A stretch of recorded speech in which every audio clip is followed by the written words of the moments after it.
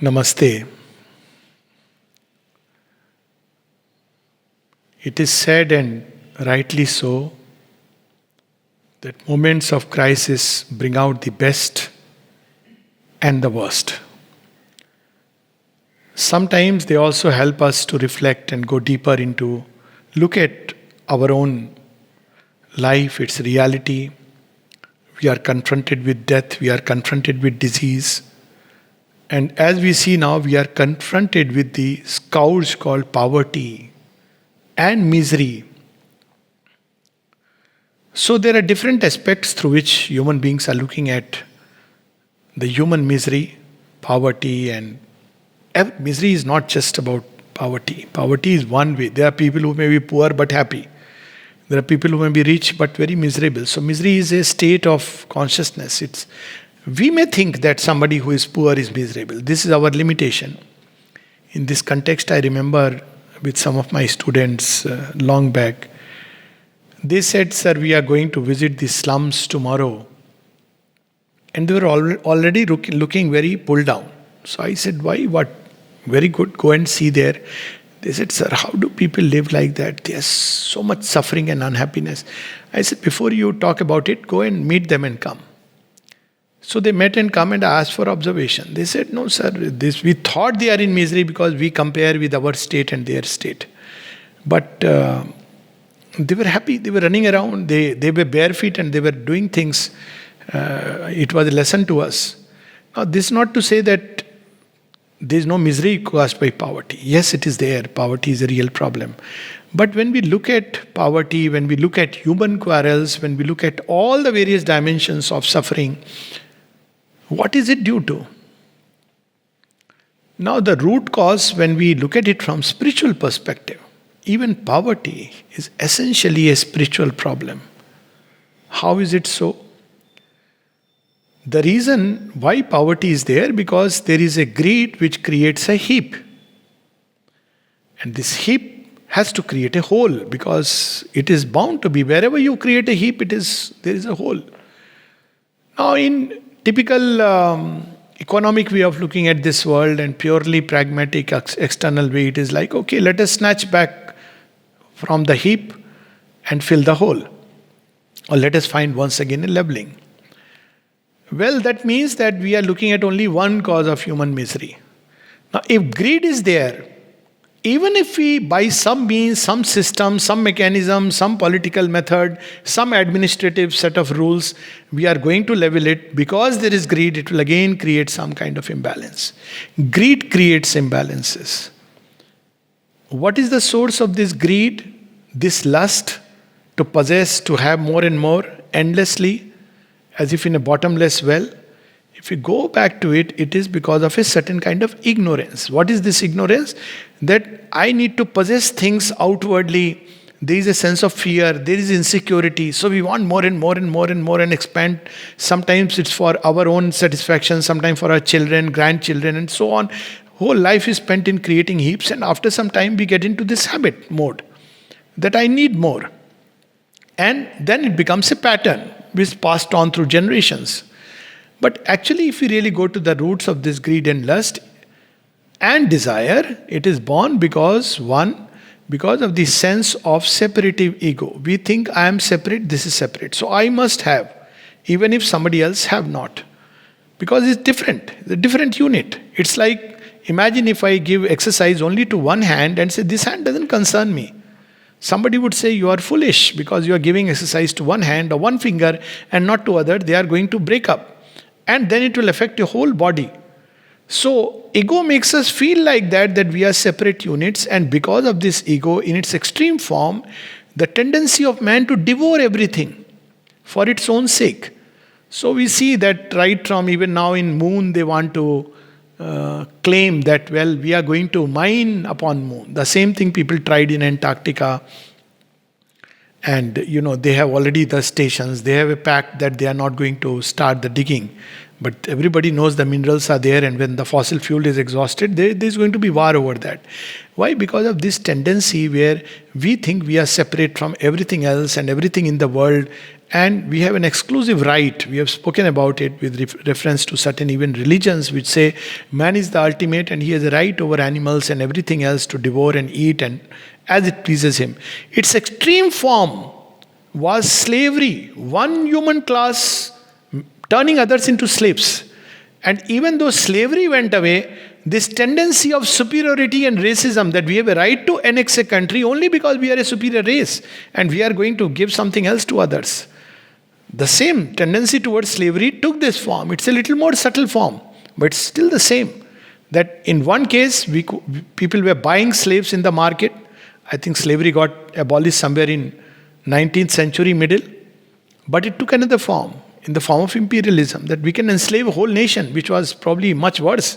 Why? Because we have a superior intelligence. Now, if we go to the roots, it's all because man is operating on the mode of the ego. And if we continue with this, whatever high philosophy and whatever good words we may read, we may do everything, but our operating system is this. It's like one has learned all about the best music, but when something is given to him to create music, it's stone. So he has limitation. Or somebody has learnt all about the most advanced Windows and the most advanced computers. But he has to operate upon the operating system which his computer has until he upgrades it. Something same happens to us. Every religious scripture, spiritual scripture, sects, all these things people have read. But we have not upgraded or changed our operating system. So even in spiritual life, we see that the same ego follows. What is that? I want my experience. I must have this experience. I had this wonderful experience. Then I want my nirvana, my state of bliss. Something which I can have exclusively. Sometimes even with that, one looks upon others who are not having it as the unfortunate few. So ultimately, this ego doesn't leave us. And as long as we operate on the mode of ego, at some level we will be miserable and we will be the cause, at least, even if we have the nirvana and vanish from this earth by whatever means, there are means to do that, we leave this earth in the same miserable state. Even worse, because those who were strong enough spiritually, because of a misguided mysticism, have left this earth even more impoverished. So many more souls have transplanted into a nirvanic state, vanished, disappeared into nothingness. What is instead needed is to change the mode of functioning. Now, this is because the idea of nirvana was based on this wrong understanding that there is this material life which is imperfect, ignorant, and there is the spiritual life, and the two cannot meet. You have to take a transit leap and go there. But if everything is originated from the spirit, and the spiritual life and the spiritual consciousness are the origin, then it makes sense that this matter, this material existence, can be transmuted by the influx of a new force, the spiritual force. We can inform this matter. We can even inform our body cells, tune them to higher states of consciousness. Right now, they don't support. So that's why we see that while reading a newspaper, there are people who can read for 8 hours. There are people who can read, to give an example, Bertrand Russell, he found it difficult to read The Life Divine. Sri Aurobindo says, yes, I have written it for people like him. So there are people there are a number of names. There are people who couldn't go through Sri Aurobindo's poetry, they couldn't understand it. Because the cells cannot uphold, they cannot experience that state of consciousness which is there in Savitri. But at the same time, I have seen people who have probably just graduated. They know English simply because they have gone through the process of graduation. But when they read Savitri, something within them dances. They experience such joy. Why does this happen? Because their material life, their corporeal existence, their body is beginning to get tuned to higher states of consciousness. So if we really want human beings to come out of this misery, we have to change ourselves first from the ego mode of functioning to the psychic mode of functioning. Psychic, not in the sense it's understood in Europe, that psychic and occult, but psychic being the soul within, or the soul mode of functioning. If we function in the ego mode, relationships will be unhappy. Life will be unhappy. Our relation with the world around, with animal life, with the plants around will be unhappy. We may read all the beautiful things, but we'll end up polluting the rivers. We'll end up destroying or creating imbalance in life around, because mind works like that.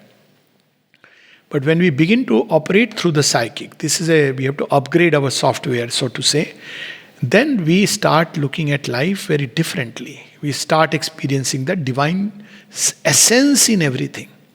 So the respect that comes from the psychic essence is not a mental respect. It is not like I must respect somebody because the mind says, mutual respect. This is the highest that the mind can go. But the psychic essence doesn't operate like that. It sees the divine touch in everything, and therefore it respects, not because of the outer personality. It doesn't respect the outer personality, except that it is a kind of conduit. But it values the outer only for the sake of the inner. So it begins to experience that divine essence in creation, and this divine essence gives it joy. So one experiences joy, love, beatitude, and along with that, a kind of spontaneous knowledge. Instead of instinct and rational analysis, a spontaneous knowledge begins to leap up from within and reveal things which are otherwise not revealed. It's a reorienting of our life. If we live life like that, we will naturally never create a heap through a hole. And if we are fortunate or unfortunate, is a way of looking at it, we are endowed with lot of either wealth or anything else in extra, we will share it freely with all, and we'll share it because everything belongs to all. This state will always be there. We'll not grab and possess anything as if it's exclusively mine. Be it a path, be it a guru, be it a spiritual space, be it my personal bank account, but we'll deal with it that this belongs to the all, and today I am a trustee. Whatever has come to me is not mine. It is passing through my hands, waiting for other hands to whom it has to be passed. And when we live life like that, then we change from an individual, egocentric individuality into what the Divine Mother calls as a collective individual, or a spiritual individuality, which can be as vast as the universe and yet be concentrated, working through a personality and through a human body. So first thing for us is to change this mode, ego mode. We have had enough. It will only bring unhappiness and misery. Desire mode, we have had enough. It gives momentary happiness, satisfaction, followed by a lot of pain and misery. Mental mode, which is ignorance, wearing the mask of knowledge, very dangerous. It gives us an arrogance of knowledge because one has degrees, because one has the analytical intellect. All the knowledge of the monkey world cannot help it understand the man. So all our rational analytical knowledge fails. It cannot understand what is beyond it. So we have to change our mode of functioning from the egocentric individual to what is behind it, waiting for the emergence. We have to discover that soul essence. We have to unlock the doors of the spirit, higher states of consciousness, which wait, they beckon us. We get those flashes, glimpses, time to time. And we have to nurture them, cultivate them, value them. We don't value them. That's why we don't cultivate, because we are just thinking about ourselves. But if we truly value them, then we'll push a little more harder, a little more aspiration, little more concentration, little more consecration, so that one day these doors are unlocked and the forces from beyond the mind start pouring down into the mind, life and body, and begin to change us. Well, friends, if spiritualization and spiritual transformation, as some would say, is a chimera and a dream, and nirvana is the last possibility for man, in that case, let's stop doing any good to anyone, because it will make no sense. Let's pack our bags and prepare for nirvana. But there is in man a urge for terrestrial perfection, for not only my life but all life, down to the most material detail, to be beautiful and perfect and divine. And that is possible only through an increasing psychicization and spiritualization of the human consciousness. Just as the animal was a preparation for the human to emerge, the human is only a preparation, a pedestal, and a transitory, transitional phase for the superhumanity of tomorrow or a divine humanity to emerge.